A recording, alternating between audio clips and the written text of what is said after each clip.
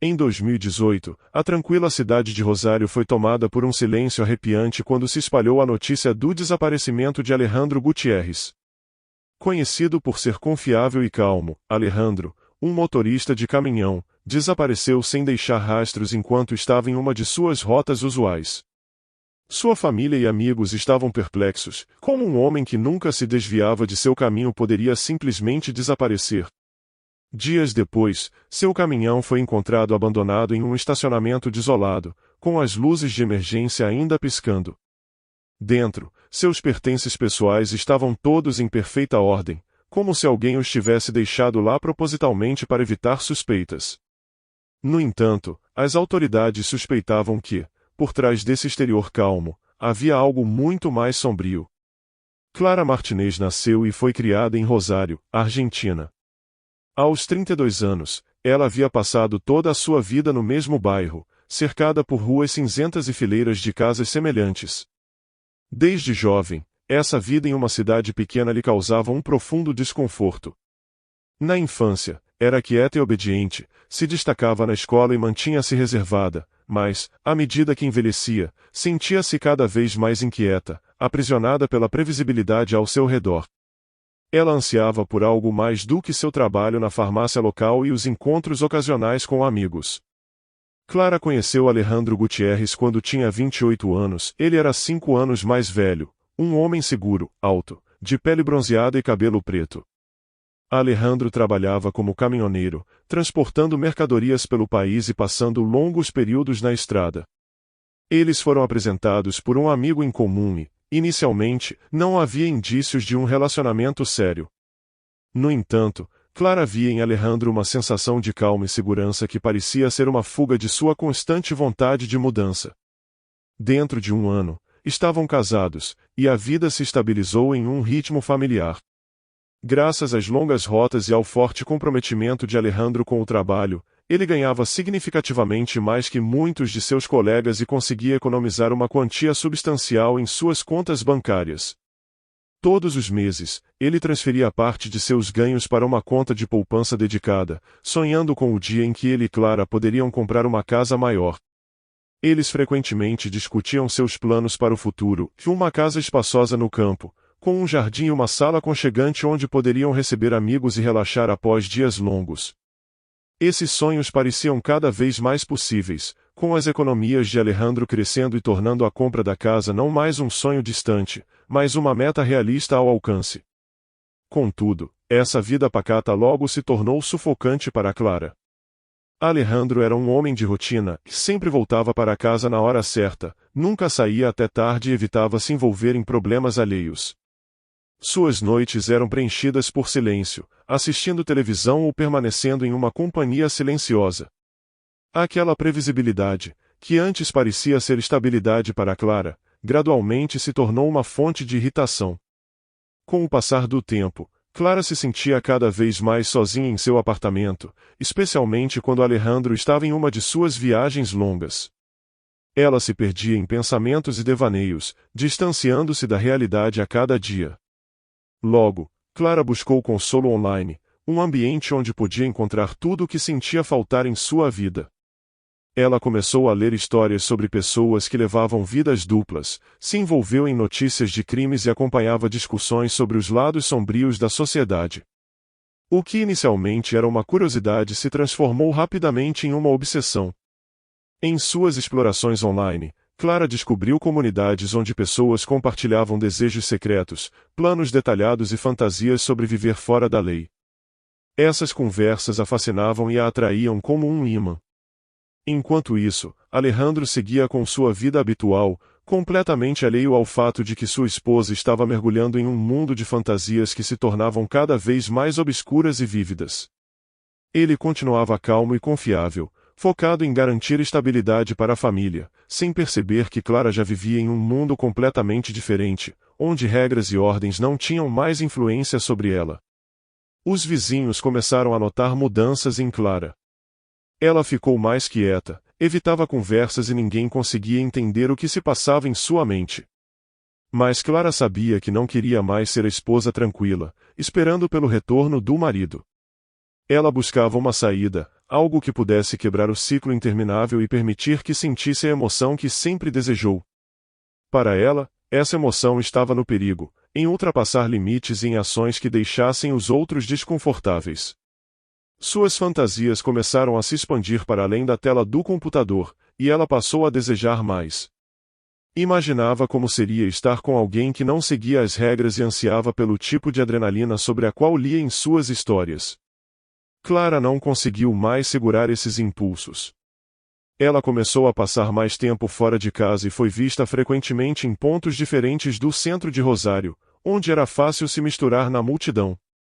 De acordo com os vizinhos, Clara começou a aparecer em bares e encontros em partes obscuras da cidade. Ninguém sabia o que ela estava fazendo, mas sua ausência em casa se tornava cada vez mais evidente. Alejandro continuava seu trabalho de caminhoneiro, com viagens longas que duravam dias. Sua rotina incluía saídas de madrugada e retornos tarde da noite, um horário que ele já estava acostumado ao longo dos anos. Em junho, Alejandro saiu para mais uma viagem, planejando voltar em 3 dias. Era uma entrega rotineira de Rosário a Córdoba e de volta. No entanto, na noite em que deveria retornar, ele nunca apareceu em casa, nem fez qualquer ligação. Preocupada, Clara relatou o desaparecimento do marido às autoridades, explicando que ele havia ligado no dia anterior ao retorno. A conversa foi normal, ele mencionou que a entrega estava completa e que estava a caminho de casa. A família de Alejandro, que sempre pôde contar com sua pontualidade e responsabilidade, imediatamente soube que algo estava errado. Ele sempre avisava se fosse se atrasar e, em todos os anos de trabalho, nunca havia desaparecido. Sua mãe, Maria Gutierrez, ligava repetidamente para o telefone dele, na esperança de ouvir sua voz. Cada toque não atendido era um tormento, e a cada chamada interrompida, ela rezava para que fosse apenas um problema de sinal. Mas havia apenas silêncio. A polícia iniciou uma investigação, começando por contatar o empregador de Alejandro para confirmar sua rota e horário. A empresa confirmou que a entrega havia sido concluída no tempo previsto, mas ninguém havia visto o motorista no caminho de volta. Eles verificaram a rota, mas não encontraram sinais de acidentes ou quaisquer incidentes ao longo do percurso. Com suspeitas levantadas, uma equipe foi enviada para Córdoba para investigar o que poderia ter ocorrido. Enquanto isso, a família de Alejandro trabalhava em conjunto com a polícia, ligando para hospitais e monitorando as notícias em busca de qualquer atualização. Cada dia que passava a esperança diminuía, mas eles se recusavam a acreditar no pior. Clara, a esposa de Alejandro, aparentava estar preocupada, tentando desempenhar o papel de uma parceira aflita.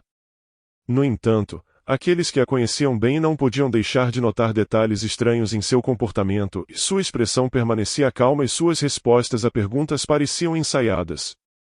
Naquele momento, ninguém poderia imaginar o papel que Clara poderia estar desempenhando em toda essa situação. 2 dias após o desaparecimento de Alejandro, seu caminhão foi encontrado. O veículo estava abandonado em um estacionamento deserto, próximo a uma rodovia. Não havia sinais de danos aparentes, mas tudo indicava que alguém o havia deixado lá deliberadamente. Dentro da cabine, os policiais encontraram os pertences pessoais de Alejandro, incluindo seu celular e carteira. Isso pareceu estranho, pois, se fosse um assalto, esperavam que dinheiro ou documentos estivessem ausentes, mas tudo estava intocado. A polícia também recuperou o dispositivo de navegação do caminhão, que mostrava sua última rota e uma linha direta de Córdoba a Rosário, sem desvios aparentes. Com essa descoberta, a investigação rapidamente se concentrou em encontrar testemunhas que poderiam ter visto o caminhão de Alejandro ou o próprio Alejandro nos dias que antecederam seu desaparecimento. As autoridades começaram a entrevistar moradores locais e motoristas que poderiam ter cruzado o caminho de Alejandro, mas ninguém se lembrava de algo em comum. Enquanto isso, Clara continuava a colaborar com a polícia, descrevendo sua vida com Alejandro como tranquila e livre de conflitos. No entanto, algumas de suas respostas começaram a levantar suspeitas entre os investigadores. Ela parecia excessivamente calma, quase fria, o que soava estranho considerando a gravidade da situação. Não demorou para que a polícia descobrisse que Clara vinha passando bastante tempo online, trocando mensagens com indivíduos desconhecidos em fóruns e redes sociais. Esse comportamento despertou ainda mais o interesse dos investigadores, que decidiram examinar suas atividades online e registros telefônicos em busca de pistas.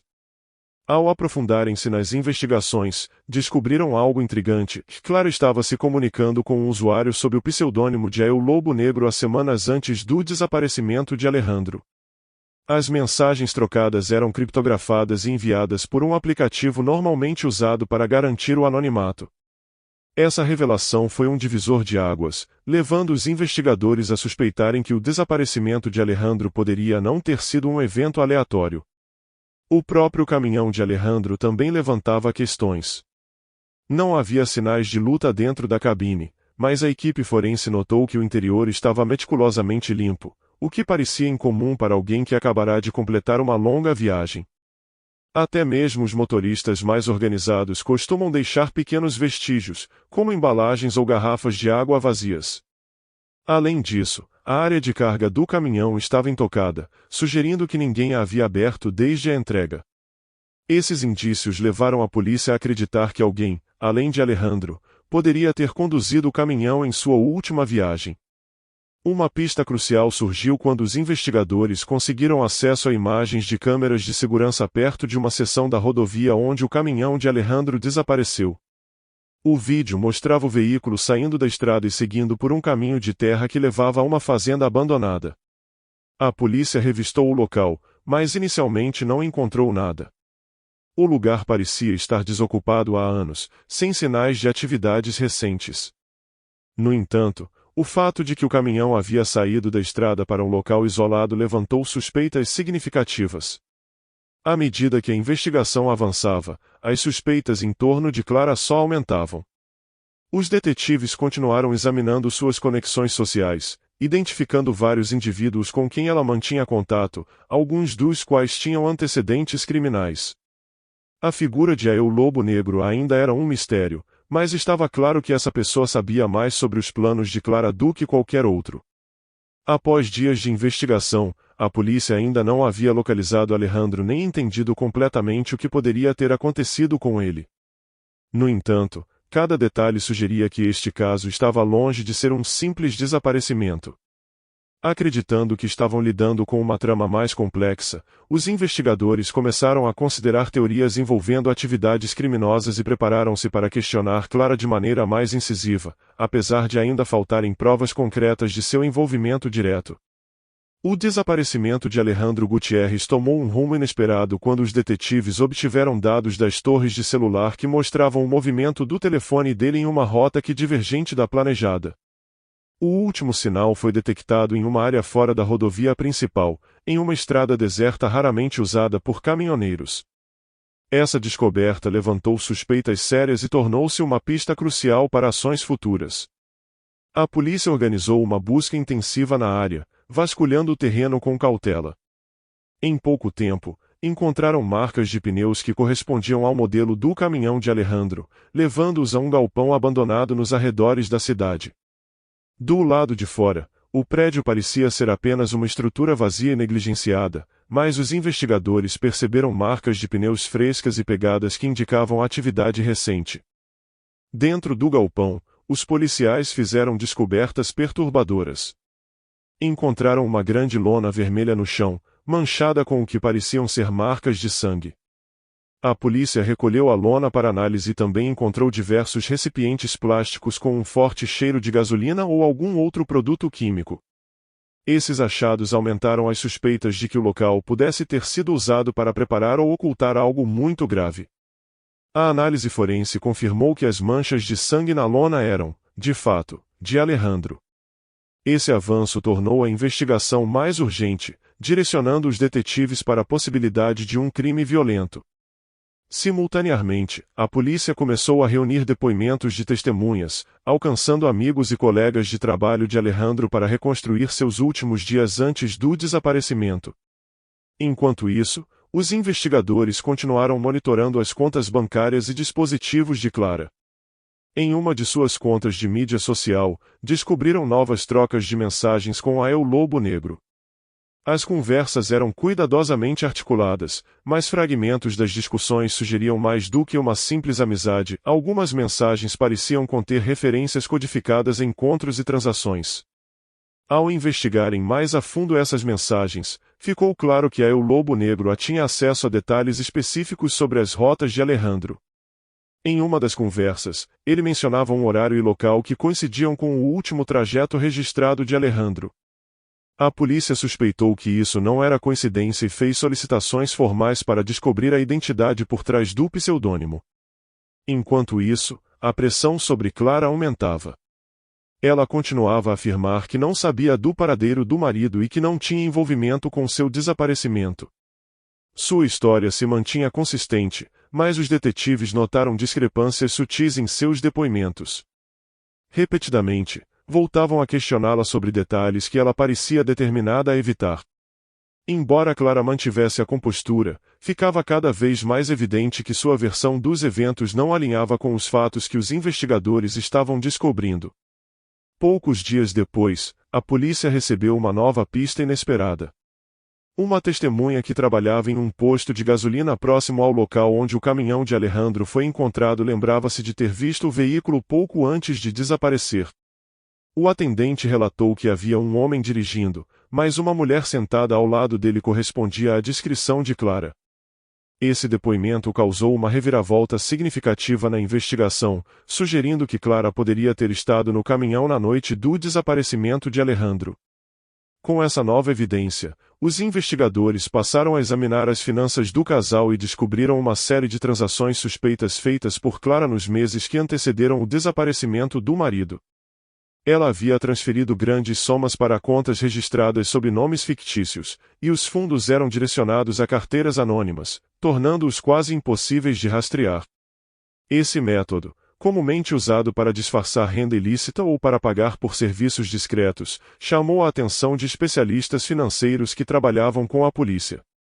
Durante uma das sessões de interrogatório, os investigadores confrontaram Clara com as fotos do galpão e os resultados das análises de sangue na lona. Clara tentou manter a compostura, mas era evidente que estava começando a se descontrolar. Mesmo assim, continuou insistindo que não tinha conhecimento do que havia acontecido com Alejandro.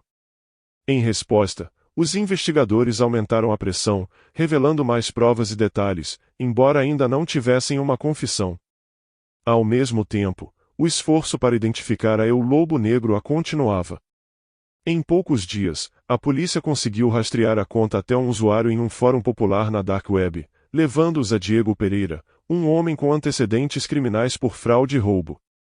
Embora Diego estivesse fora do radar das autoridades recentemente, essa conexão o colocou diretamente no centro das investigações. Logo depois, Diego foi preso para interrogatório. Inicialmente, Diego se recusou a cooperar, mas, após várias horas de questionamento, mudou de postura. Admitiu ter trocado mensagens com Clara, mas negou envolvimento direto em qualquer atividade criminosa.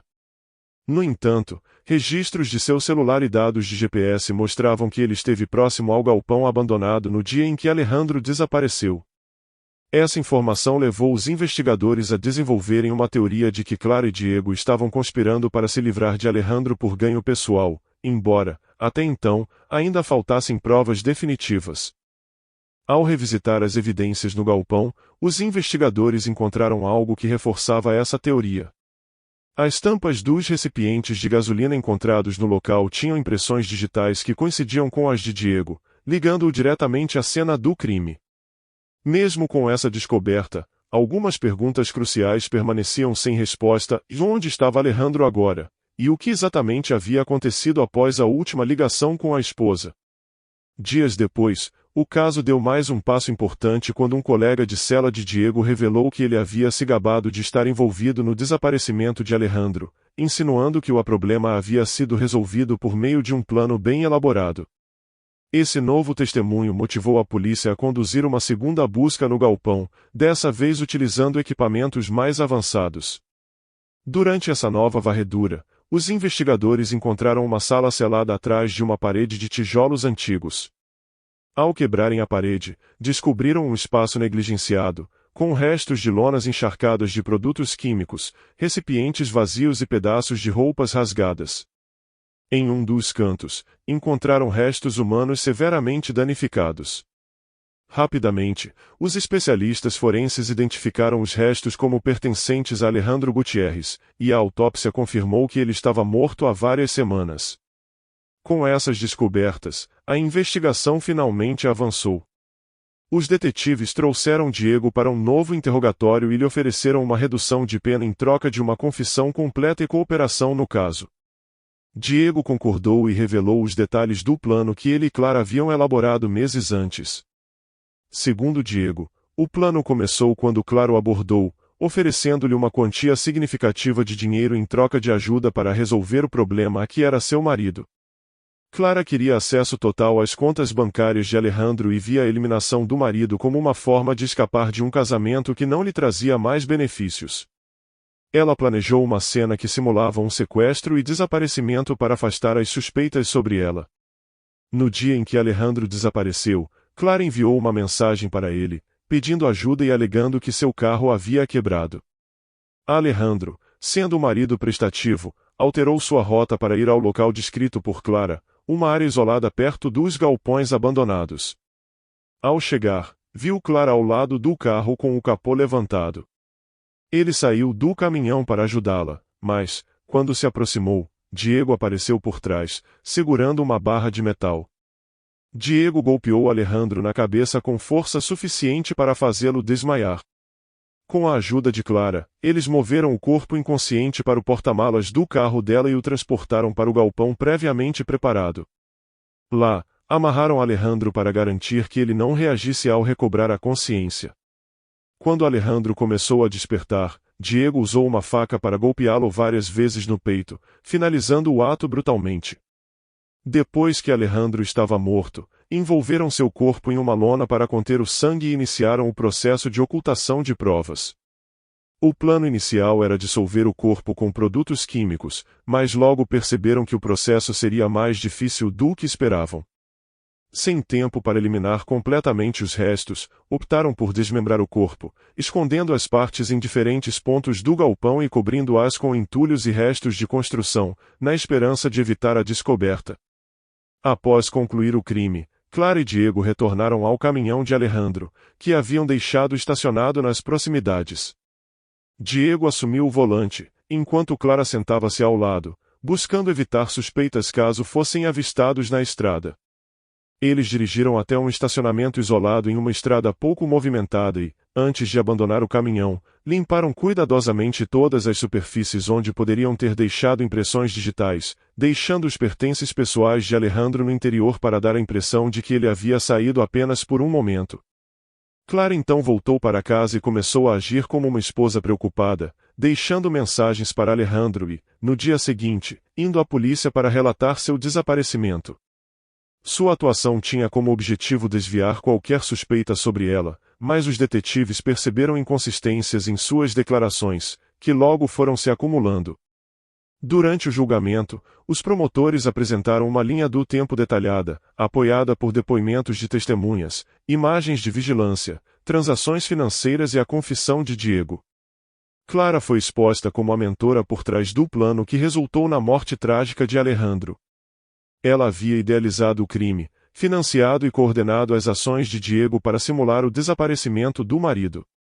Diego seguiu suas instruções, mas sua confissão revelou todos os detalhes e clarificou o papel de cada um. A sentença foi dura. Clara Martinez foi condenada à prisão perpétua sem possibilidade de liberdade condicional por orquestrar o crime, conspiração e destruição de provas. Diego Pereira, que cooperou com a investigação, recebeu uma pena de 25 anos, com possibilidade de redução por bom comportamento. O juiz destacou que a cooperação de Diego foi essencial para que Clara fosse responsabilizada plenamente, embora isso não o eximisse de sua própria participação no crime. A história trágica de Alejandro Gutiérrez chocou a Argentina, servindo como um lembrete sombrio das profundezas a que algumas pessoas podem descer por ganância e interesses próprios.